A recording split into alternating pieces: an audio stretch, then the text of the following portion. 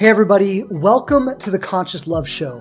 Whether you are single, you are in a relationship, or you're healing a broken heart, this show is here to inspire you, to remind you how beautiful, lovable, and amazing you truly are, and to give you the practical tools and insights to navigate from wherever you are right now to the loving relationship that you so deeply want to have. My name is Shane Kohler. I'm a certified transformational coach and trainer with over a decade experience helping people release their trauma and open their hearts to love. I've delivered seminars all over the world, coached thousands of people through my online platforms and programs, and every week I'm coming straight to you with the hottest insights and the best teachers around, bringing you powerful resources and profound conversations to heal your relationship with love, dating, and yourself. I'm so grateful you're here, and if it's your first time, welcome.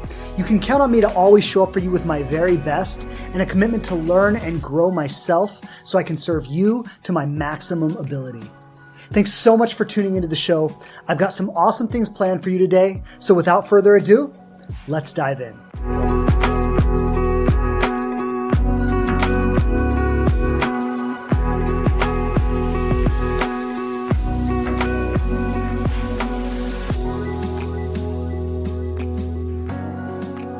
All right. Hello, everyone. Hello. Welcome back to the Conscious Love Show podcast. Shane Kohler on with you today. Pleasure as always. Looking forward to jumping into today's conversation. Today's going to be a powerful one, something that I know is weighing on the hearts and minds of a lot of people, especially a lot of the ladies out there who I'm sure have found yourself in this dynamic time or two, or maybe 3 or 4 or 5. But I know it's common, and I know it's something that a lot of you listening are probably going through right now. So today we're talking about why he's not committing even when he loves you. And this is such a common thing that I think especially women face, and we're going to talk about that today, is why women view commitment differently than men, and how it's viewed differently between the two. Like what a man might think about commitment versus what a woman might think about commitment. And this has everything to do with biology, with conditioning, with, just the nature of our nervous systems. And we're going to explore all of that today. But the logical assumption is that if you meet someone and there's a spark and there's connection and there's attraction and you like each other, maybe you even love each other, there's feeling there. The natural assumption is that you would want to be together, right? And I just want to start by saying that is a very logical assumption to make. And so it can be very confusing when you meet someone and all of that's there and you like being together and, you have feelings for each other. And one of you is logically thinking, okay, well, this means that this is going somewhere, right? And the other one may not feel that way. And sometimes, maybe the roles are reversed. Sometimes it's the man who feels that way and not necessarily the woman. And I want to name that too, because human beings are complex and nuanced. But in terms of the societal conditioning, in terms of the biological aspects and some of these things we're going to talk about today, often it is the woman who finds herself in that position for reasons we're going to talk about today. When we look at broad strokes and archetypal level patterns that are happening in our society and in the lives of men and women, often women find themselves appearing to be a little more commitment ready than men do. Of course, that's not true for everyone. And so maybe you're a man listening to this today and you're like, I really like this woman and she's not committing. Well, then this could apply equally to you. But I'm going to talk about broad strokes and archetypal patterns that we see playing out across millions and millions of people around the world, because these are real patterns that apply to massive trends in terms of masculine energy and feminine energy and the cultural conditioning of men and the cultural conditioning of women.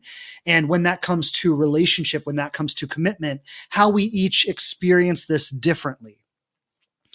And so for the ladies today, if you're in a situation where you're with someone, or maybe you've been with someone, or maybe you've been in a pattern where you get into relationships and you think they're going somewhere, but time and time again, they fall flat, and you get excited and you get your hopes up and you think, I finally found what I'm looking for. And maybe it lasts for 3 months or 6 months, but the long-term commitment isn't really there.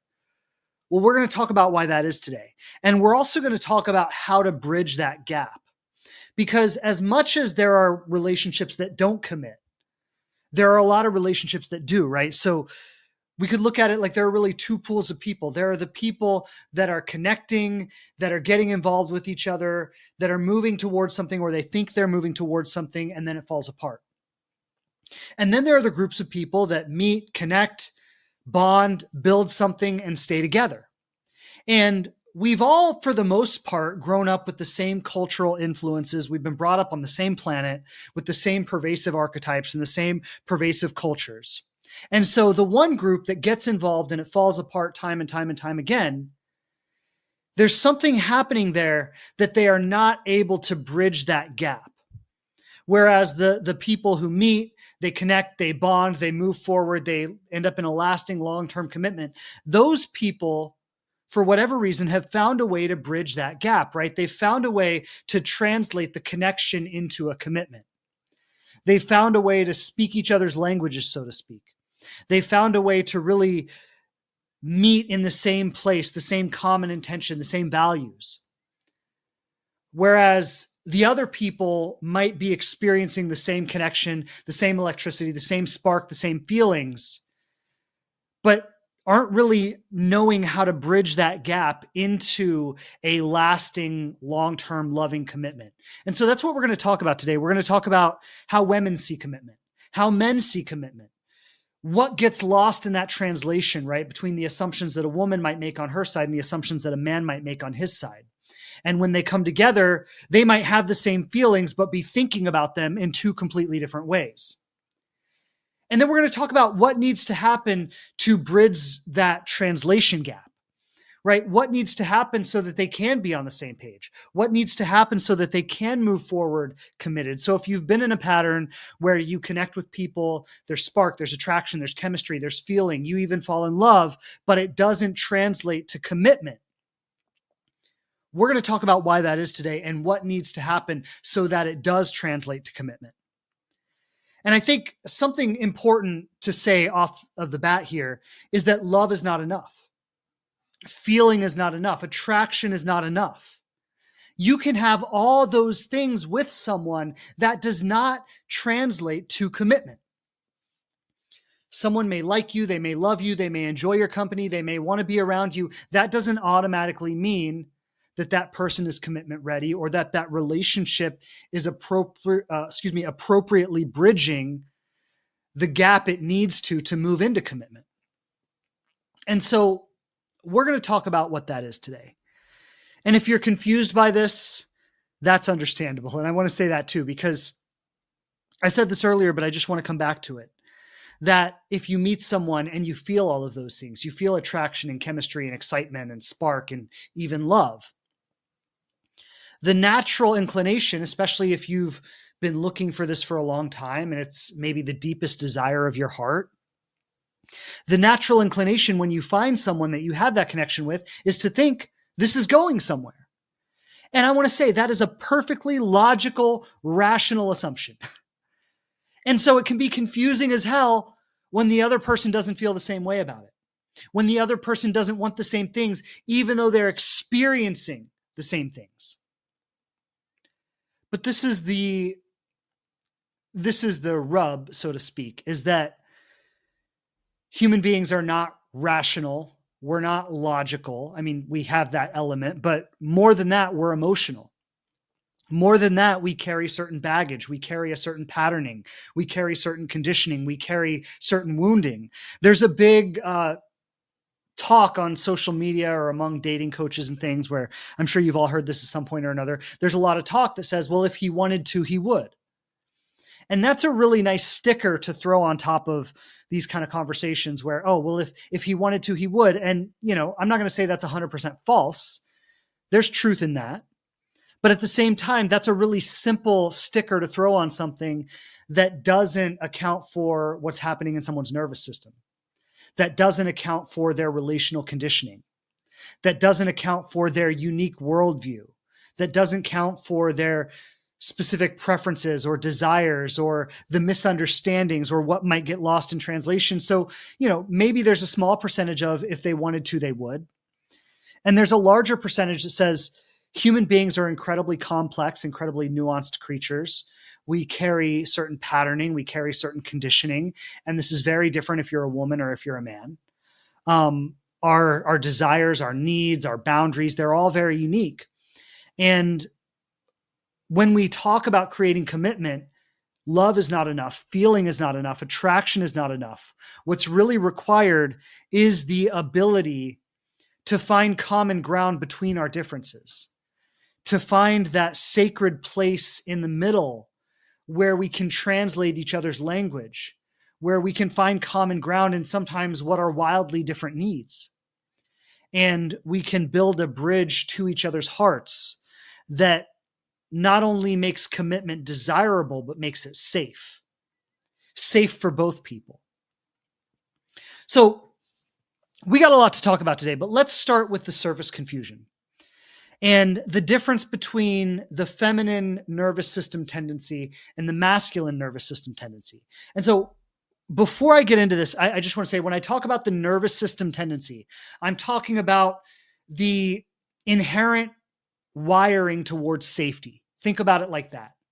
There's a certain experience in the feminine nervous system that says, this feels safe to me. And there's a certain experience in the masculine nervous system that says, this feels safe to me. Now, of course, do some women relate more in the masculine way? Yes. Do some men relate more in the feminine way? Yes. So I'm not saying that this 100% applies to genders across the board, but we're talking in archetypal patterns here.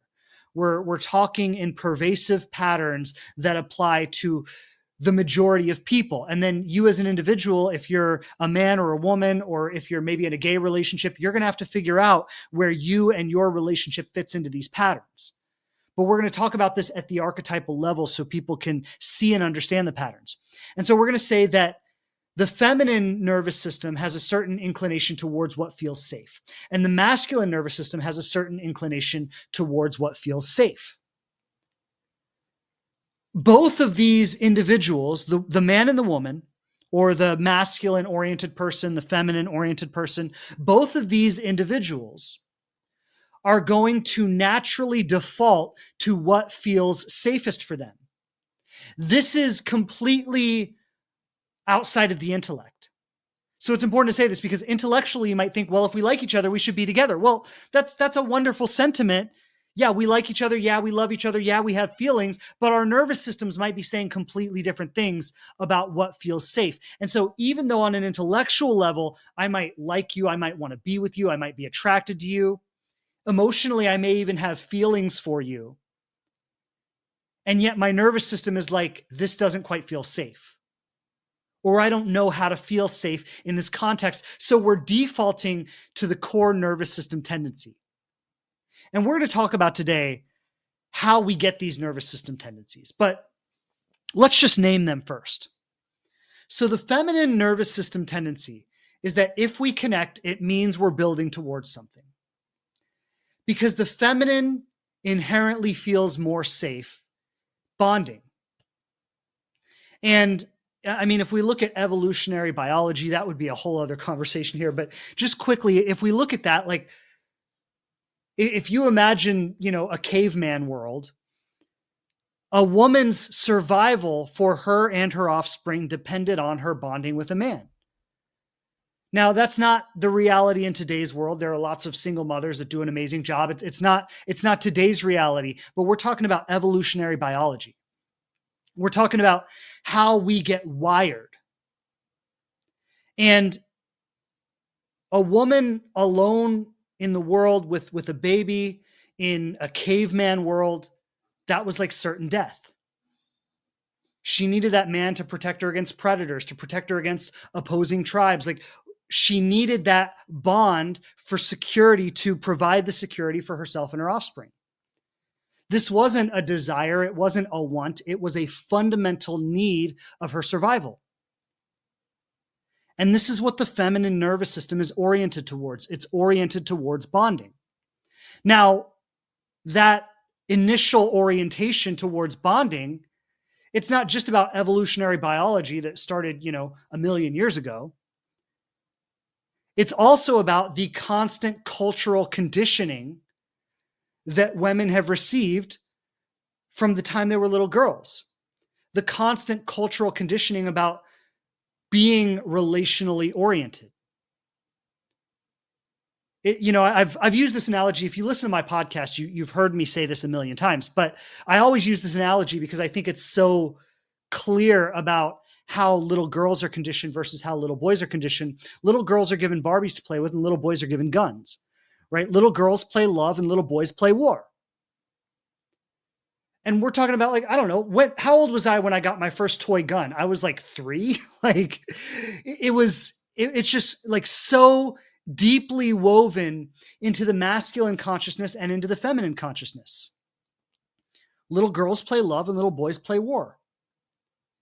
And this is a reality that lives in our nervous system. It's a reality that lives in our archetypal construct from back when we were cave people, right? Like I said, the woman in a cave person society would need to bond with a male protector who could protect her against opposing tribes, who could protect her against predators, and having that protector ensured the survival of her and her offspring.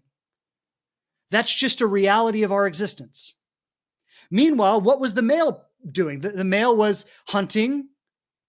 The male was protecting or warring against other tribes, right? So now in our modern age, little girls are given Barbies and little boys are given guns. And this is a direct hand down from where we came from our primal instincts as human beings, not our progressive, modern intellectual instincts, our primal human survival instincts from when we were more like animals. And our minds have advanced beyond that, but our bodies in many ways have not. And that's what we need to really acknowledge in this conversation is while our minds may have evolved much beyond these primal instincts, our bodies are very much operating from them. And so the feminine nervous system tendency is if we connect, it means we're building towards something. It's that natural inherent inclination towards bonding. To her, bonding equals survival. The masculine nervous system instinct is that connection equals an experience. It doesn't necessarily imply a broader relationship. So it's more like we're connected. Let's stay in this experience for now. And a lot of you ladies probably aren't going to like what I'm going to say next. So I'm just going to name that before I say it. But it's important that you let this in, because this is really the crux of everything that we're dealing with here. And I'm going to talk about how we bridge the gap. So this is not a final statement, but it's important to understand where the masculine nervous system is operating from.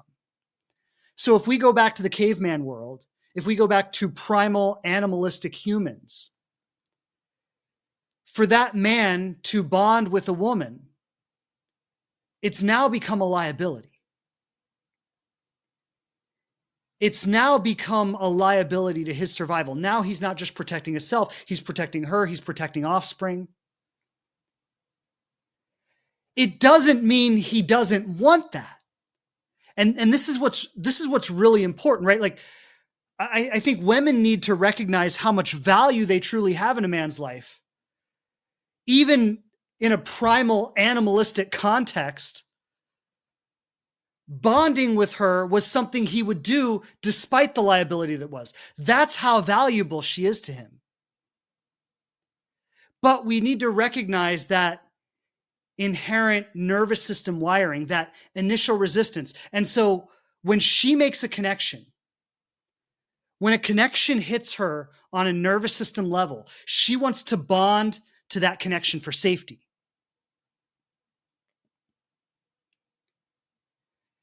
But when he makes that connection on a primal nervous system level, he enjoys the connection without automatically recognizing or automatically associating it with leading somewhere long term. That doesn't mean he doesn't want it. It doesn't mean he's not available for it on some level. It means his initial protective mechanism is to slow it down. His initial protective mechanism is to say, let's see where this goes. Let's hold off on this. Because it feels in his body like a liability. Where for her, it feels like safety. it feels like security. To him, it feels like a liability. And these are the two different languages that we're speaking in these domains. Now, I want to say this, I want to come back to this, and I think it's important to say it doesn't mean he doesn't want it, because underneath this survival instinct, there's maybe even a deeper truth. And the deeper truth is that the need for human connection is fundamental to everyone.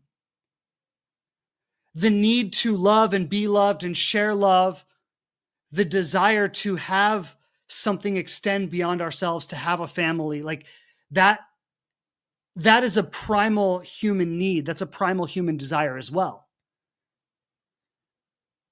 But in the masculine archetype, that desire for connection, that desire for family, can often be felt as though it's in conflict with his instinct for protection.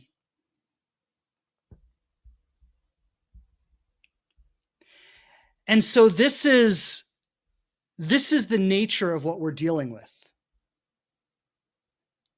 This is kind of the water that we're swimming in, so to speak. And so the question becomes, what do we do with this? Right? What do we do with this? And I want to name that the opportunity here. So the opportunity here is there's incredible growth for both. There's incredible growth for both here. And so where the masculine has the opportunity to grow into feeling safe with bonding, feeling safe in that vulnerability, feeling safe in the responsibility of protecting something beyond himself. The feminine has the opportunity to grow into safety within her individuality, to grow into security within herself as an individual. And I think there's a beauty in this whole construct in which we can each grow towards more wholeness. So where she might be oriented towards bonding as a survival instinct, and he might be oriented towards isolation as a survival instinct. Now there's the opportunity to grow on both sides towards more wholeness. So he grows towards safety and bonding, responsibility and partnership, extending himself beyond his own immediate survival needs. And she grows into strengthening herself in her own right, in her own world. This mutual growth creates an energetic resonance between them. This is how we bridge the gap. This is how we learn to speak each other's language. So there's a big narrative, and I want to name this because there's a big narrative out there, and this is, again, we're talking about archetypal patterns, that women are always ready and available for love, and men are always avoiding it. And I think that is one of the biggest misconceptions in the whole conversation right now. And maybe even better than saying men and women, we could say anxious and avoidant, right? There's a sense that the anxious person is always oriented towards love, is always oriented towards connection. And the avoidant person is always stepping out of it, always pulling away from it. And the anxious person feels like, I'm so ready, I'm so open-hearted, I'm so available. And these damn avoidants just never want it. They're never open to it. And that is the lie. Because the truth is that neither of these are truly open-hearted or available to love. Because the thing is, survival is not love. And that's what we've got to name here. Survival is not love. So if I'm bonding to someone out of an insecure need for safety, that's not love. And when I'm bonding to someone out of an insecure need for safety, and that person is pulling away, and we say, those damn avoidants, they're just so emotionally unavailable. Well, let's reframe this, because if I'm bonding to someone out of an insecure need for safety and they're pulling away, to some degree, that might be their intuitive need for self-preservation kicking in. Because on some level, they can feel that me trying to bond to them is not pure. They can feel that me trying to bond to them is not clean.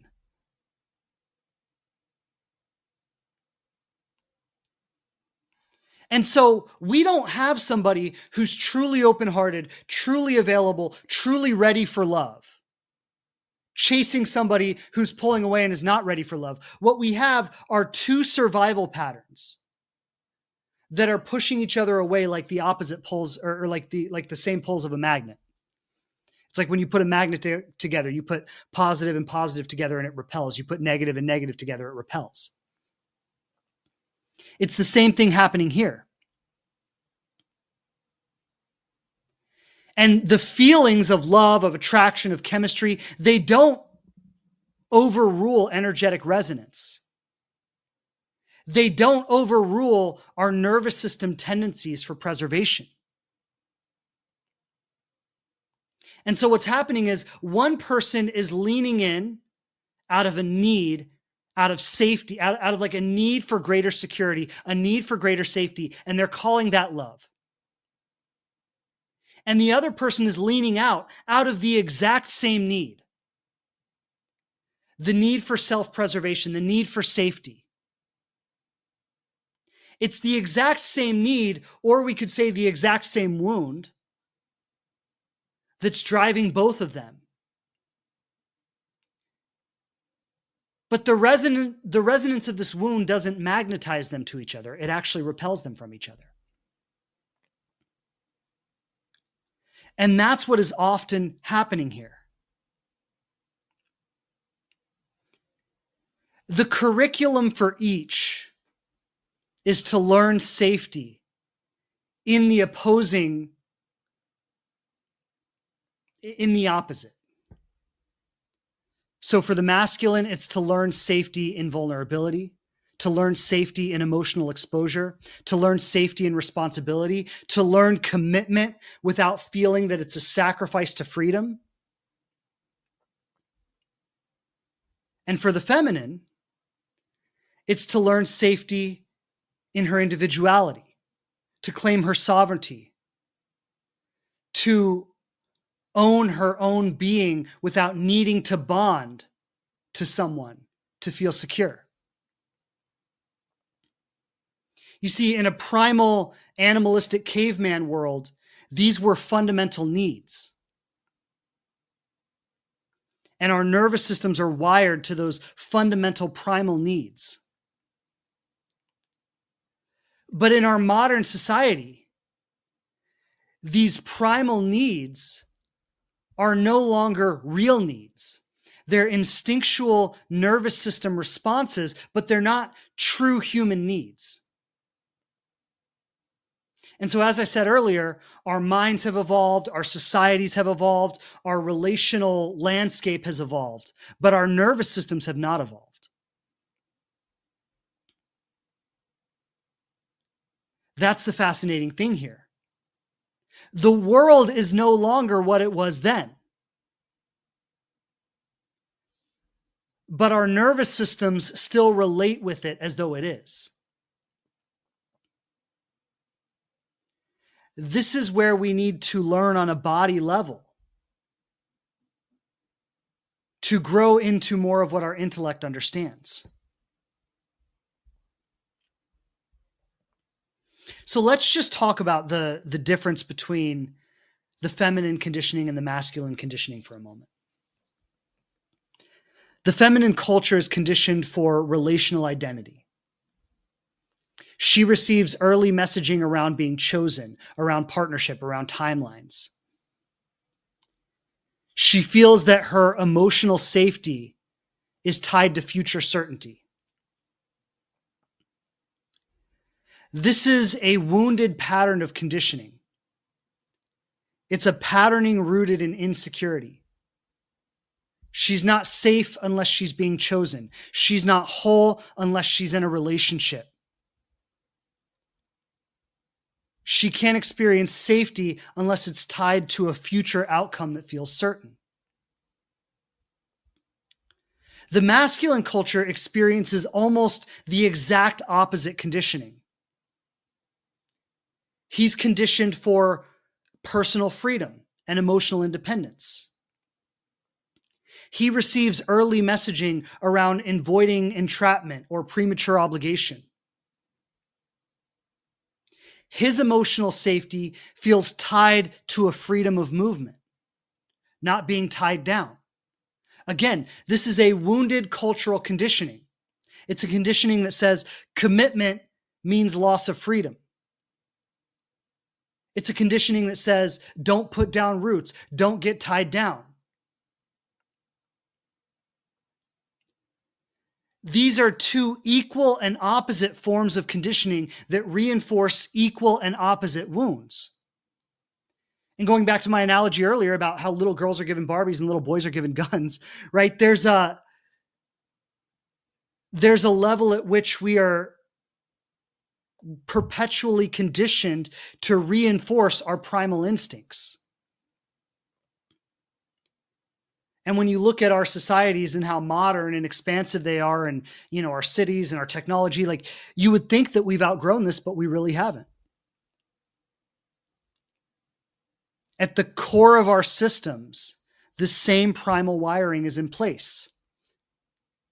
It's not being wired by the fact that we have tigers chasing us through the jungle anymore, but it's being wired in every cultural message we receive through the movies, through the music, through the marketing, through it's just been perpetuated through the eons.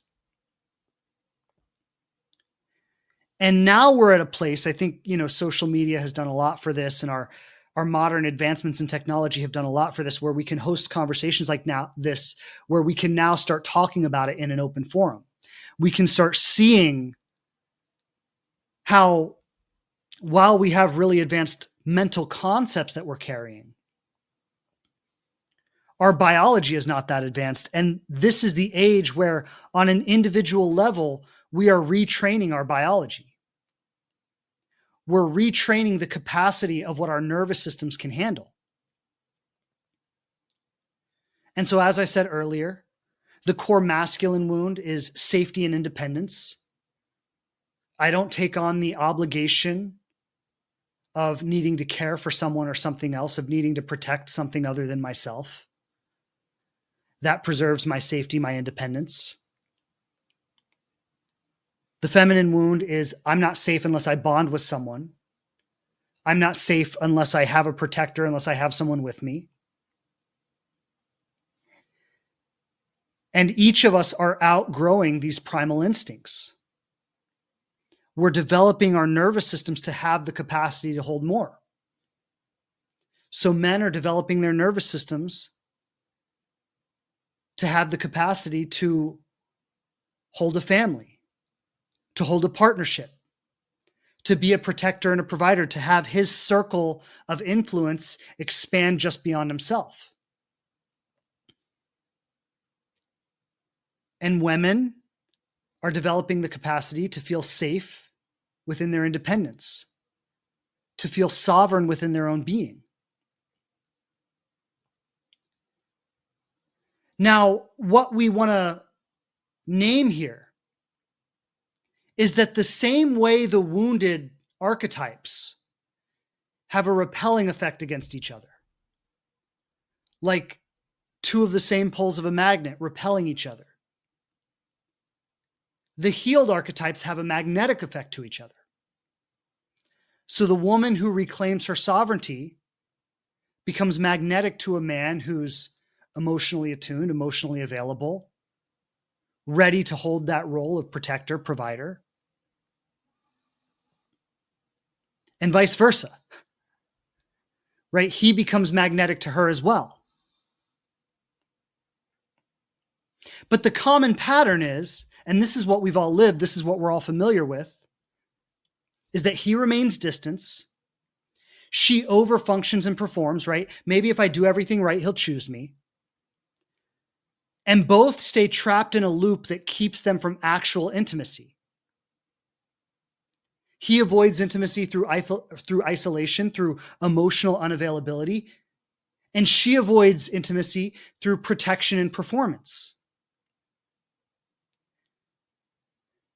This is actually a coherent pattern. It's a pattern for destruction, right? It's not a pattern that leads somewhere good, but this is a perfectly resonant, perfectly coherent pattern. This is a magnetic pattern. It just magnetizes all the wrong things. Because her wounding says, I need to bond to someone to be safe. I need him to pick me. I need to be chosen. And so I'm going to be perfect and I'm going to perform and I'm going to do whatever I need to be to earn his approval. And that's going to be how I survive. And the more he pulls back, the more he isolates, the more he avoids the perceived pressure of meeting her needs or showing up for her or being available to her.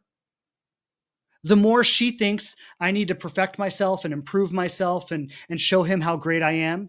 And this is a perfectly coherent, resonant pattern. It's just resonant for all the wrong things.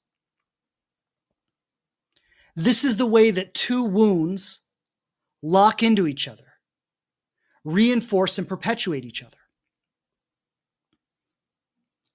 And relationships based in these wounds cannot last because they ultimately implode themselves. It's like a pressure cooker that just builds and builds and builds and builds until the relationship can't contain it anymore.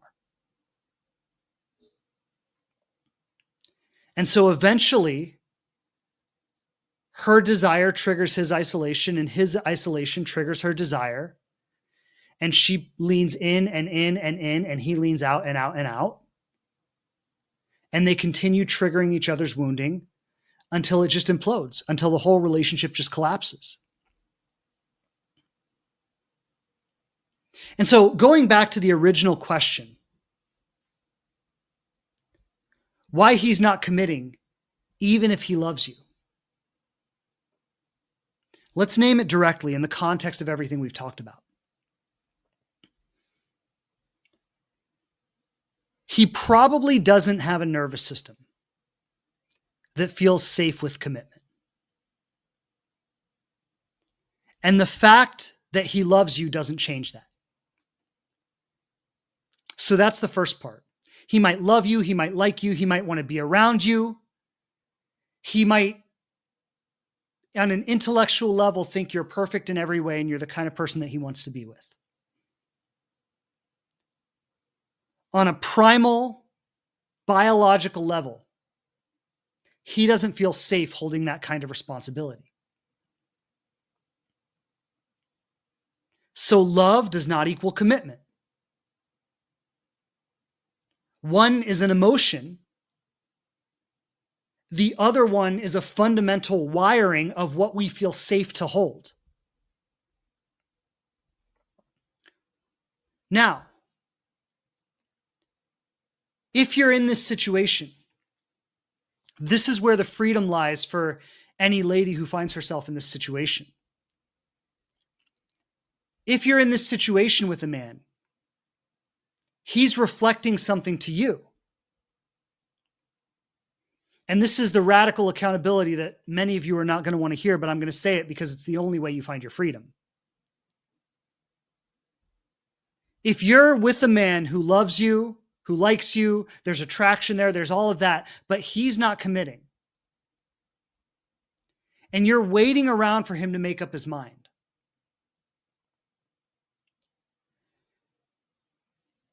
what I want to say is he's not in your life by accident. He is there as a perfect, resonant reflection of where you're operating from.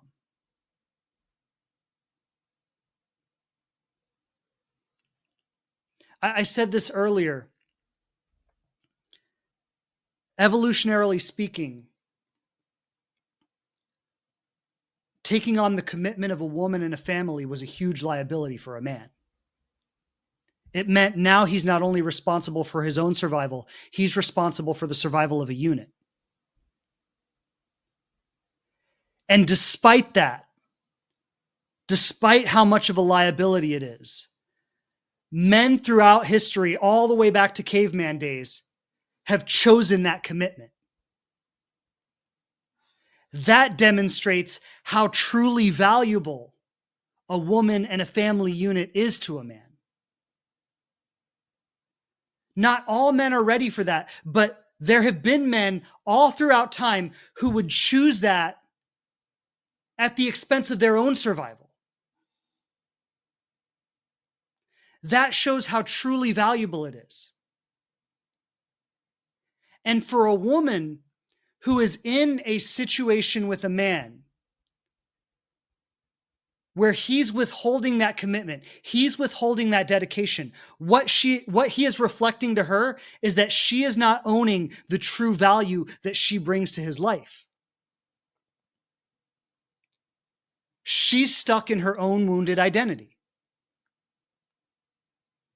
She's stuck in, let me keep working, let me keep performing, let me keep proving myself, let me keep convincing him that I'm worthy. She enables his avoidance, and his avoidance triggers her desire to prove herself. They're locked in a pattern of coherent wounding. So to the question of why he's not committing, this is why. He doesn't have the nervous system capacity to hold commitment. But what's also being reflected there is that she doesn't have the nervous system capacity to hold sovereignty. She doesn't have the nervous system capacity to stand on her own 2 feet. She feels safer bonding in something that's not a true, authentic bond than she does to stand in isolation.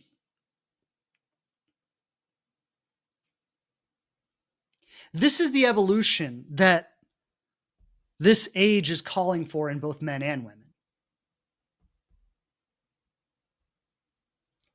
It's calling for men to move into safety and interdependence, and women to move into safety and independence.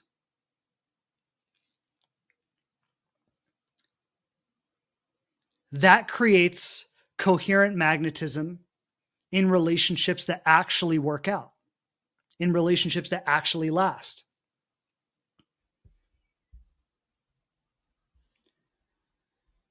So I want to say this as clearly as I possibly can, because the narrative is that women want love, women are ready for it, and these damn avoidant men are just not.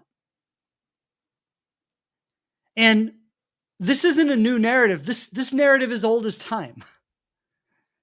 As long as humans have been having relationships with each other, this dynamic has been around. This isn't new.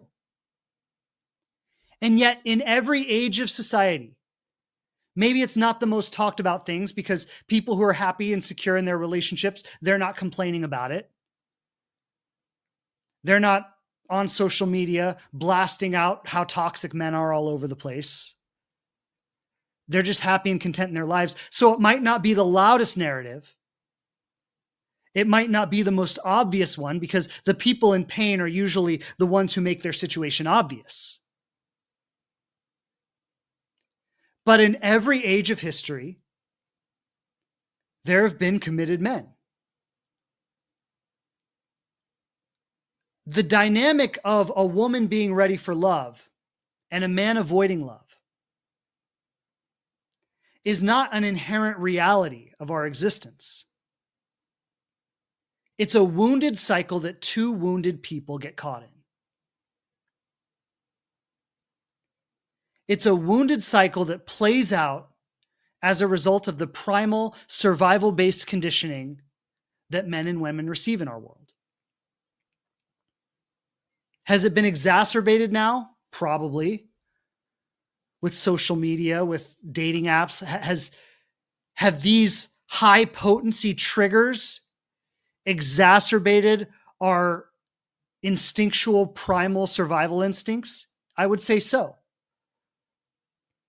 So maybe now it's more highlighted than it's ever been before. Maybe now it's becoming harder and harder for people to connect than it ever has been, because we have these high potency technological devices that are triggering our systems 100 times a day, keeping us in a constant state of survival, keeping us in a constant state of protection.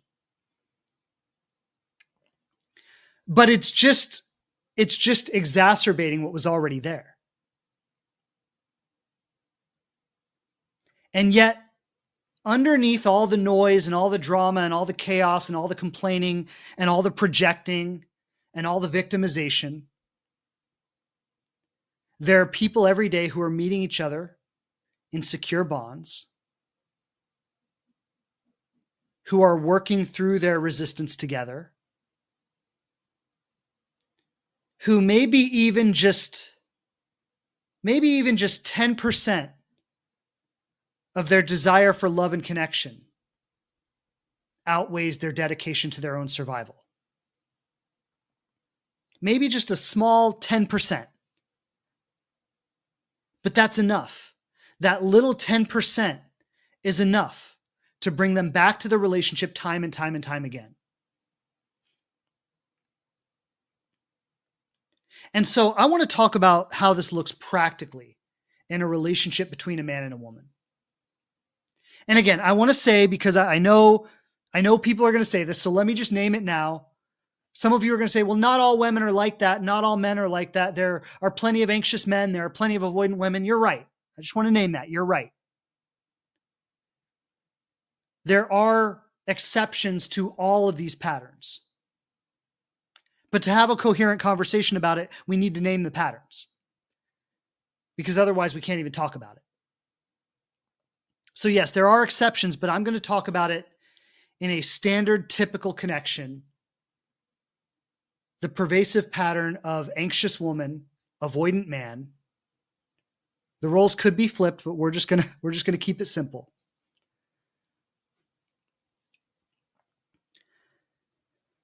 So let's say man meets a woman, woman meets a man. There's connection, there's attraction, there's spark, there's electricity. They start spending time together. They start texting. They develop feelings for each other. They start falling in love. The more connected they become, the more emotionally exposed they become, the more exposed their wounding becomes, the more exposed their conditioning becomes. Right? This is how it works. And so at first, it's great. Everybody feels good. There's, the dopamine and the serotonin and all the chemicals that make us attracted to each other, all the chemicals that get us excited about each other, and those are running high, and they're drawing the connection together. And people say, I'm falling in love. Never met anyone like you. All of this is happening. But then we pass that initial stage, maybe in a month or a couple of months. We pass that initial stage where chemicals are driving the whole thing. And now we start to get to the stage where it's not just about attraction and chemistry anymore, but it becomes about survival, where we start to truly feel vulnerable. We start to fear abandonment. We start to fear if we're good enough. We start to fear if they're talking to someone else, right? It's no longer just the chemistry driving things now. Now my survival instincts are getting kicked in. I start to be afraid. I start to need to control the things. Now, this is where the typical man who is avoidantly oriented will start to pull back. And the typical woman who is anxiously oriented will start to lean in. And so he pulls back and she goes, oh my God, he's pulling back. What did I do wrong? She starts overanalyzing his behavior. She starts ruminating. She starts overperforming in the relationship, and he starts underperforming in the relationship.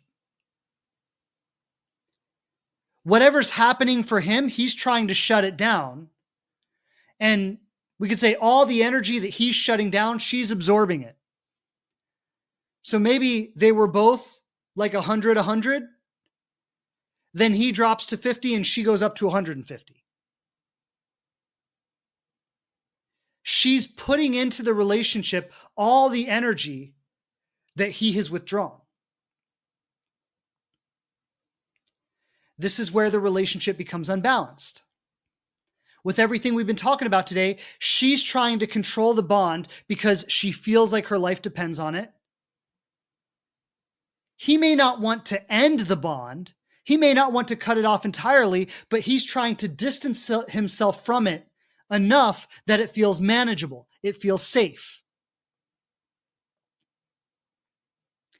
And what she feels intuitively is if he drops to 50% and I drop to 50%, the connection's going to die. There's not enough to sustain us here anymore.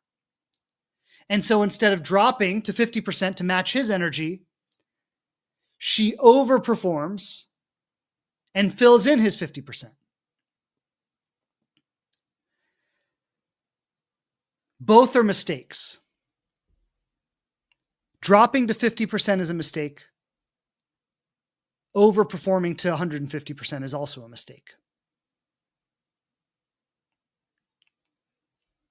In her sovereignty, she would maintain her 100%. She would maintain the frequency of the relationship that she wants to have. But here's where it becomes even more powerful. She's not doing it for him. She's doing it for herself. In fact, we could say that 100% isn't even the frequency of the relationship. It's the frequency of herself. It's the frequency of her sovereignty. She's 100%, period. If he leans in, she's 100%. If he leans out, she's 100%. She's holding the frequency not of the partnership that's right in front of her, but the partnership that she wants to have. And she's grounded in the reality that I deserve this 100% partnership if it's with him or if it's with someone else. Now what happens is her 100% becomes a mirror. She starts reflecting to him not his own avoidance when she drops to 50% and says, if you're not engaging, I'm not engaging, screw you, I'm out. That just kills the relationship. She's also not reflecting to him her desperation going up to 150%. No, please pick me. What do I have to do? How do I have to be to get you to like me? How do I get you to come back? Which just enables his avoidance and pushes him further away. She continues to stand in that 100%, saying, this is the relationship you're invited into. I know who I am. I know the value of this. I know what this relationship offers you. If you don't choose to take it because you're so dedicated to your own primitive survival, then I'll honor where you are. But this is what you're missing out on.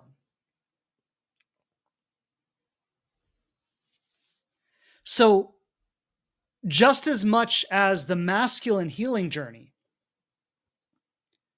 is to learn to stay 100% invested, even when it gets uncomfortable,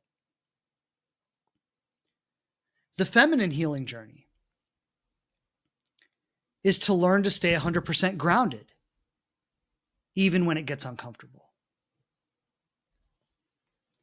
And in the same way that the wounds magnetize each other, this is what we know as the anxious avoidant dance.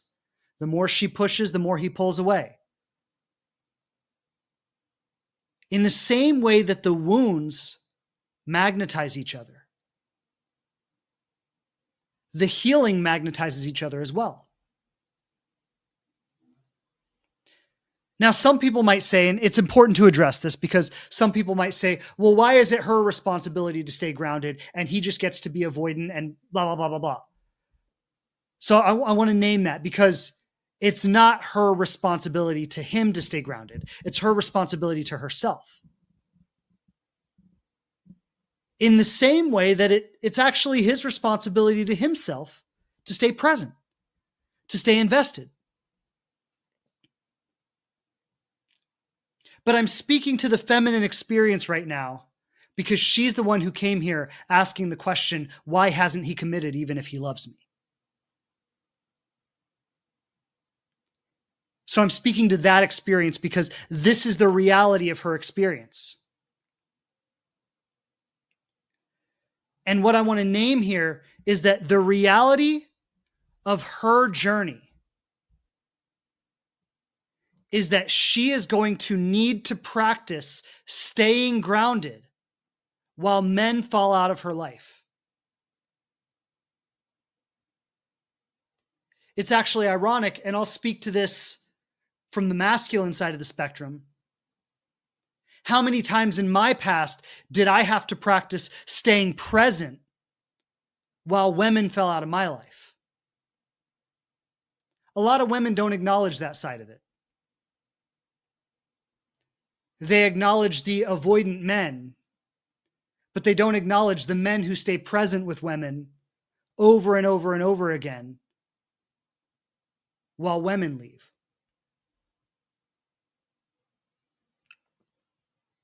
It's happening on both sides.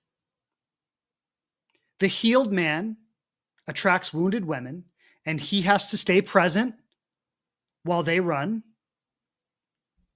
And the healed woman attracts avoidant men, and she has to stay grounded while he runs.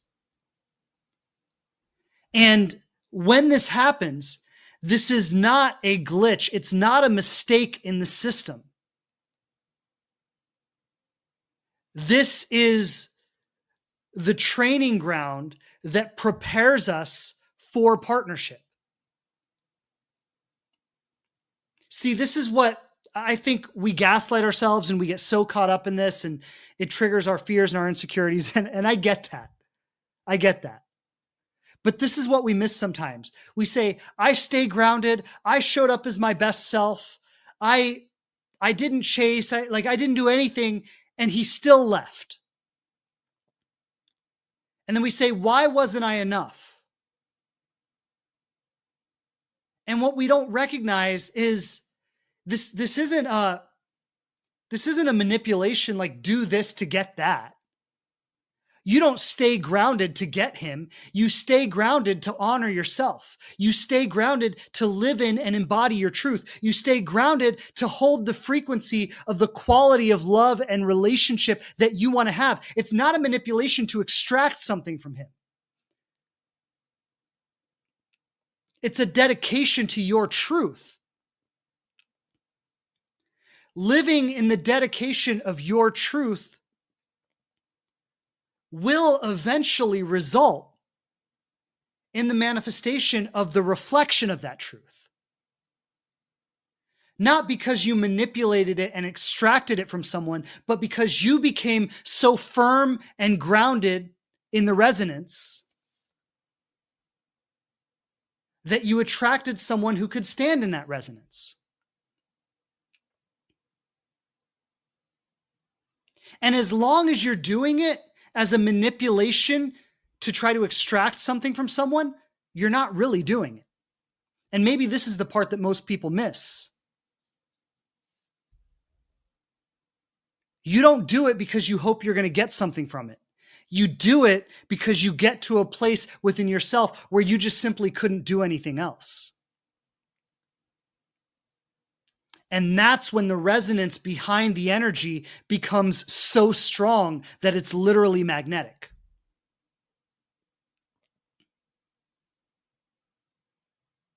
You know, I shared a minute ago just my side where I learned to stay present, emotionally available, right? Lots of women in my life that just I would show up for them, I would be present, I would be emotionally available, I would be authentic, and they would run. Or they would play games, or they wouldn't know how to be with that. And then I met my wife and she tried to do it too. We almost broke up like 12 times. But every time she grounded herself, she came back. She said, I think this is something worth staying in.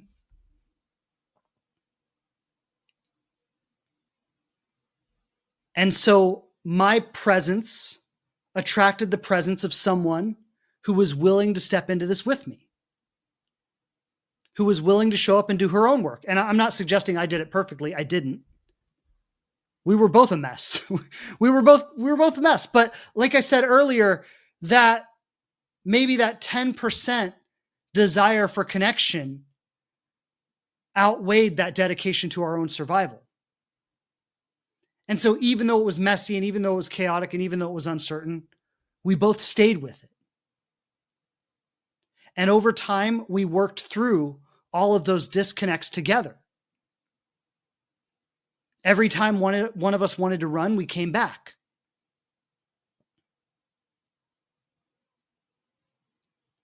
Because prior to meeting each other, we had both done that work in all of the relationships that came before it. It doesn't mean that our partnership when it started was seamless or easy. It just means that we had done enough that the resonance was strong enough to attract someone who was ready to go there.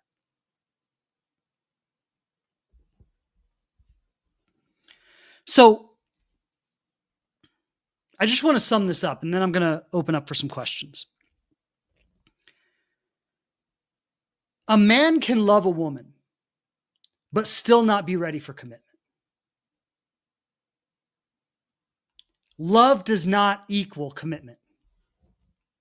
Love is a feeling. Love is an emotion. Commitment is a life choice.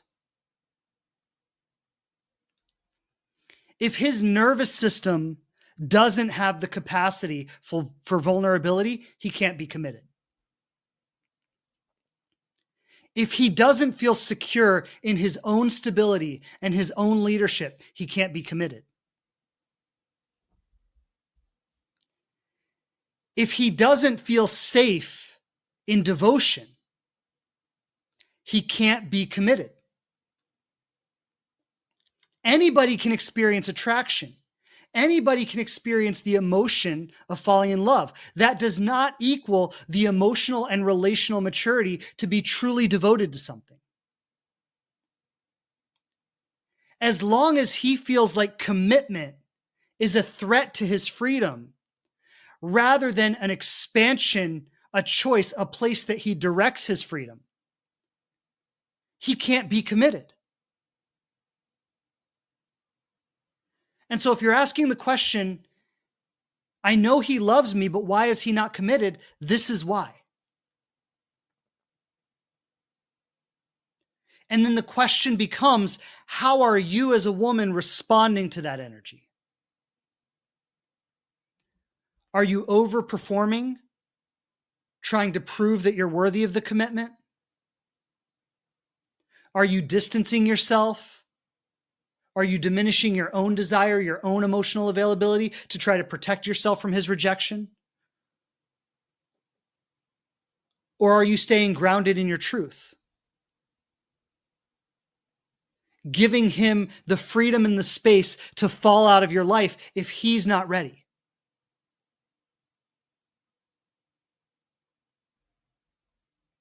Because her job is not to convince him.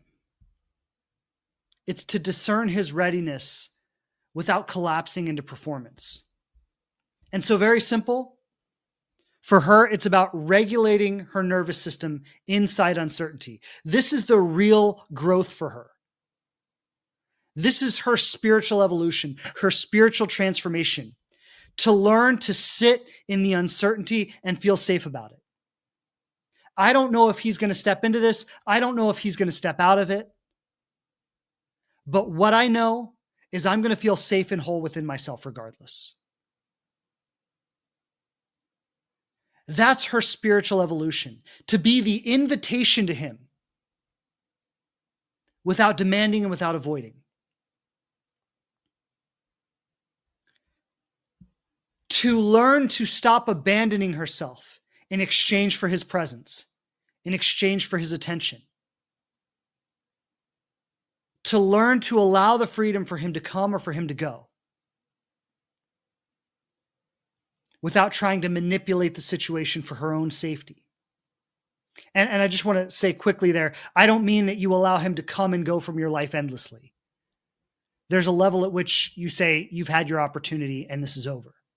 That's important too, but that's a different conversation.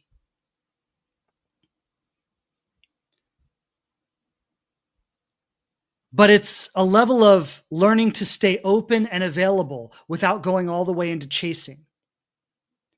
And embodying the truth that if he's not certain about me, he's not for me.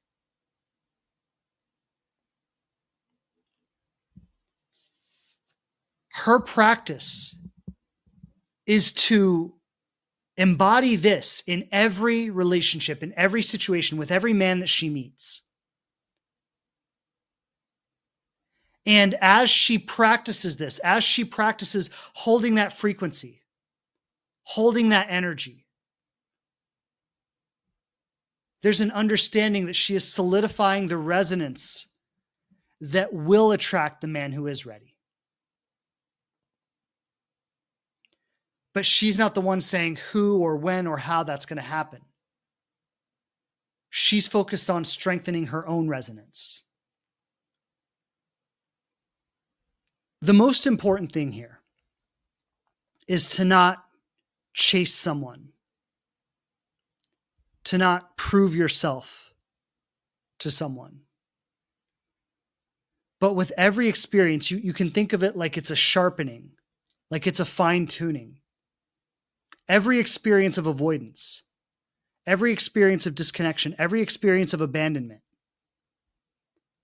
is an opportunity to solidify your resonance within yourself. And that's what it's there for. The people who come into your life for a season, but they're not meant to stay, they're fulfilling their role perfectly. Their role wasn't to be your forever person. Their role was to sharpen you into the version of yourself that can attract that forever person.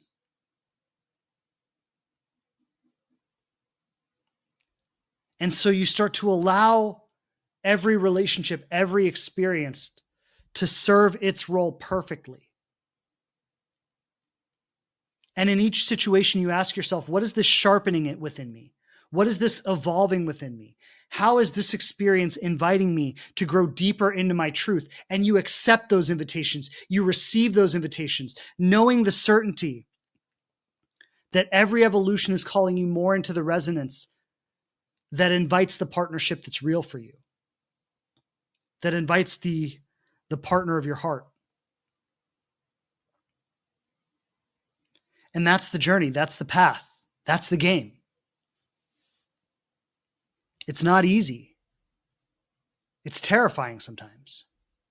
It brings us face to face with our own darkness, our own shame, our own fear, our own insecurity. But that is the path of healing. And A whole loving relationship doesn't show up by forcing our wounded patterns. That's the biggest lie. The biggest lie is that we can force our wounded patterns to the degree that a relationship will finally work out. And what I want to encourage is to not believe that lie. Turn the attention towards yourself, towards your own healing, towards strengthening your own resonance. That's what invites in the right partner. So thank you for being with me today. Lots of love and blessings, everybody. It's always a pleasure to be here with you. I'll be back here with you next week. Take care. Lots of love. Bye. Thanks again for checking out the show. Please subscribe on whatever platform you listen to podcasts on the most. And I would love it so much if you'd leave a review and tell people what you think of us. Don't forget to follow us on Instagram @TheLivingRelationship to connect more closely. And I'm grateful to be supporting you on your journey to love.